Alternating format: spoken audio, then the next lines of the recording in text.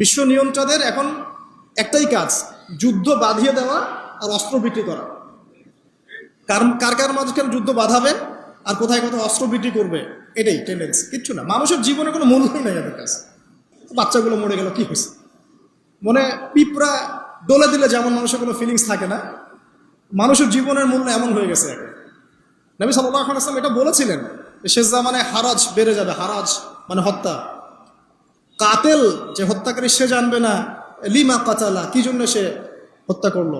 মাকতুল সে জানবে না যে লিমা কুতিল, কি জন্য তাকে হত্যা করা হলো। আর নিয়ন্ত্রণ শক্তি যারা সমস্ত বিশ্বটাকে ওদের দাসত্বের মধ্যে আনতে চায়। আর এই দাসত্বের পথে একমাত্র বাধা হচ্ছে মুসলিমরা, বাকিরা তো আর বাধা না। এই কারণে মুসলিম সমাজের মধ্যে এগুলো বেশি বেশি ছড়িয়ে দেওয়া হয়েছে, পর্ন, জিনা, মাদক, এটা সেটা, যাতে করে মুসলিমদের আধ্যাত্মিক যে শক্তিটা এটা না থাকে। যখন আপনার কাছে আধ্যাত্মিক কোনো শক্তি থাকবে না, তখন আপনি পরাজিত। তো সুদ ছড়িয়ে দিচ্ছে সারা ওয়ার্ল্ডে। সুদ কি আর বাংলাদেশ থেকে এসেছে? সুদ পশ্চিম থেকে আসছে। কি বাংলাদেশ থেকে আসছে? পশ্চিম থেকে আসছে। পৃথিবীর প্রথম যে মুভি এটা তৈরি করেছে আমেরিকা, 7 মিনিটের ক্লিপস, ক্যালিফোর্নিয়া শুট করা হয়েছে, এবং তারপর আস্তে আস্তে সারা ওয়ার্ল্ডে ছড়িয়ে দেওয়া হচ্ছে। সারা বিশ্বে এই বিজনেস হয় $97 বিলিয়ন প্রতি বছর, যার মধ্যে $12 বিলিয়ন প্রফিট করে আমেরিকা। খোলামেলা কথাগুলো, এটা ইন্ডাস্ট্রি একটা। এটা দিয়ে মুসলিম যুবকদের নৈতিক চরিত্রটাকে শেষ করে ফেলা হচ্ছে। আমাকে খুব ভালো মনে হচ্ছে, আপনাকে খুব ভালো মনে হচ্ছে, অমুক হুজুরকে খুব ভালো মনে হচ্ছে, চোখে এসব পড়ে নাই এমন একটা মানুষ খুঁজে পাওয়া যাবে না এই যুগে। এটা আমার বক্তব্য। ইল্লা মাশাআল্লাহ, ইল্লা মাশাআল্লাহ, যদি এমন কেউ থেকে থাকেন যে এইসব মানে কি বলবো, ইন্টারনেট সেকশনের সাথে কোনো সম্পর্কই নাই, তার ব্যাপারটা হয়তো ভিন্ন। বাকি সবার চোখে এগুলো পড়ছে এবং এটা কমন। এবং এগুলো কিন্তু দিন দিন গ্রামে বাড়ছে বেশি। কারণ কি, শহরের মানুষ এগুলো দেখতে একটু অভ্যস্ত যে মেয়েরা এমনিই হাঁটে, অমনিই হাঁটে, এরকমই ড্রেস পরে। আর গ্রামে তো এসব কম ছিল। যখন গ্রামে এই চলে গেছে, তখন গ্রামের যুবককে আর কে ঠেকায়। এখন সে প্রতিদিন দেখা যাচ্ছে গ্রামে গঞ্জে ধর্ষণ বাড়ছে। মেয়ে ওর কাছে একটা ভোগের বস্তু, পশুত্ব আর দমন করতে পারছে না, আক্রমণ। আর এসবের যেহেতু ইসলামিক কোনো বিচার হচ্ছে না, ইসলামিক লস কেমন, যে একজন চুরি করেছে, জুমার দিন নামাজ হবে, নামাজের পরে সমস্ত এলাকার লোকজন দাঁড়িয়ে থাকবে, সমস্ত এলাকার লোকজনের সামনে তার হাতটা কেটে ফেলে দেবে। এলাকার সব লোক দেখবে যে চুরি করলে এই শাস্তি হয়, ও ভয় আর চুরি করতে যাবে।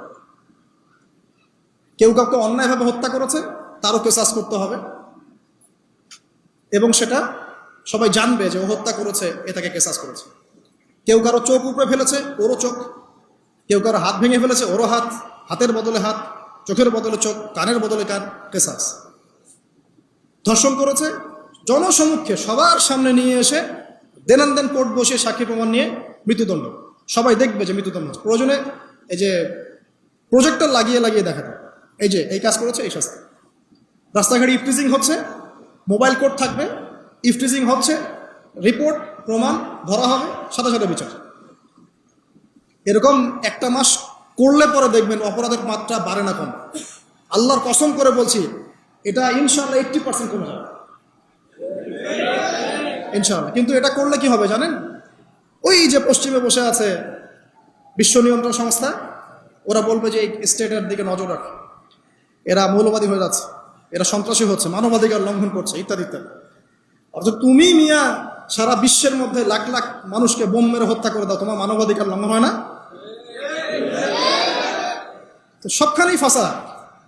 হকটাকে মানুষ বাতিল মনে করছে, বাতিলকে মানুষ হক মনে করছে। সত্যবাদী তাকে মিথ্যাবাদী বলা হচ্ছে, মিথ্যাবাদীকে সত্যবাদী বলা হয়।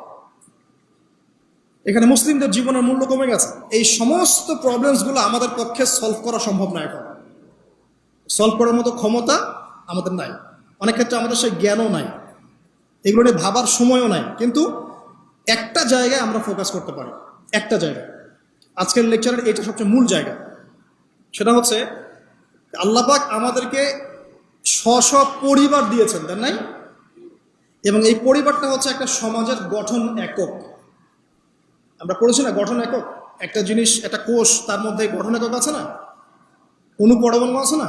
সমাজ হচ্ছে, সমাজের অণু বা পরমাণু হচ্ছে পরিবার। একটা সমাজে যদি 100টা পরিবার থাকে, তার মধ্যে যদি 90টা পরিবার সৎ হয়, আল্লাহওয়ালা হয়, ইসলামিক অনুশাসন মেনে চলে সত্যিকার অর্থেই, ইনশাল্লাহ ওই সমাজটা কিন্তু দেখবেন 8-10টা সমাজের চেয়ে ভালো থাকবে ইনশাল্লাহ। আর একটা সমাজে মনে করেন 100টা পরিবার আছে, 90টাই ইসলামের বিরোধী শক্তি, ইসলামের এগেনস্টে চলে, ইসলামের কোনো পরোয়া নাই, আল্লাহ পাকের হুকুম মাহকামের 5 পয়সা পরোয়া নাই। ওই সমাজের অবস্থা নিঃসন্দেহে দুনিয়াতেও ধ্বংস হবে, আখেরাতেও ধ্বংস হবে। আর এই সমাজগুলোকে নিয়েই তো একটা রাষ্ট্র হয় নাকি? আর এইভাবে রাষ্ট্র নিয়েই তো বিশ্ব। তাহলে ক্ষুদ্রতম যে জায়গাটা সেটা কি? পরিবার। এই জায়গায় আল্লাহ পাক আপনাকে কর্তৃত্ব দিয়েছেন। এখানে কিন্তু আপনার উপর লাঠি কেউ ঘোরাচ্ছে না। আপনি অ্যাজ এ বাবা আপনি পরিবারের কর্তা, অ্যাজ এ স্বামী আপনি পরিবারের কর্তা, ভাই আপনি পরিবারের কর্তা। আমাদের প্রথম স্টার্টিংটা এই ফ্যামিলি থেকে করা উচিত। আসুন সামনে যাই, এবার একটু কনক্লুশনের দিকে যাচ্ছে, আসেন। তো কোরআনের পরতে পরতে এরকম দলিল আছে। আরো দেখবেন ইয়াকুব আলাইহিস সালাম মৃত্যুবরণ করছেন, সন্তানদেরকে ডেকে বলছেন যে আমার পরে তোমরা কার ইবাদত করবে। মানে তিনি কনসিয়াস যে আমার পরে বাচ্চা কাচ্চারা আবার যেন বিভ্রান্ত হয়ে না যায়, তোমরা কার ইবাদত করবে ডেকে বলছেন। আর আমরা ওই সময় ডেকে বলতাম যে আমার ব্যাংকেরে 10 কোটি টাকা আছে, 1 কোটি ওকে দিস, 1 কোটি ওকে দিস, হ্যাঁ আমার জমি জমা এগুলা আছে, ওকে এটা দিস, ওকে এটা দিস। উনি ডেকে বলছেন তোমরা আমার পর কার ইবাদত করবে। সন্তানরা বলছে আমরা এক আল্লাহর ইবাদত করব, যার ইবাদত আপনি করেছেন, আপনার পিতাও করেছেন। সচেতন গার্ডিয়ান। সামনে যান, আপনি দেখবেন ইউসুফ আলাইহিস সালাম, যিনি যে জেলখানায় বন্দী হলেন, পরে মিশরের খাদ্যমন্ত্রীর দায়িত্ব পেলেন, তার বাবা ইয়াকুব আলাইহিস সালাম কাঁদতে কাঁদতে চোখ অন্ধ হয়ে গেল। দেখেন যখন ইউসুফ আলাইহিস সালাম তার ভাইদেরকে বললেন এই যে রুমালটা, এই রুমালটা নিয়ে যাও আমার বাবার চোখের উপরে দিবে, ইনশাল্লাহ সে দৃষ্টিশক্তি ফিরে পাবে।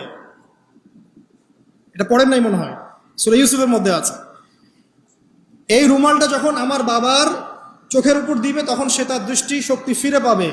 তখন ওই রুমালটা যখন তারা বহন করে নিয়ে আসছেন, অন্ধ ইয়াকুব আলাইহিস সালাম তিনি বলছেন যে আমি দূর থেকেই ইউসুফের গন্ধ পাচ্ছি।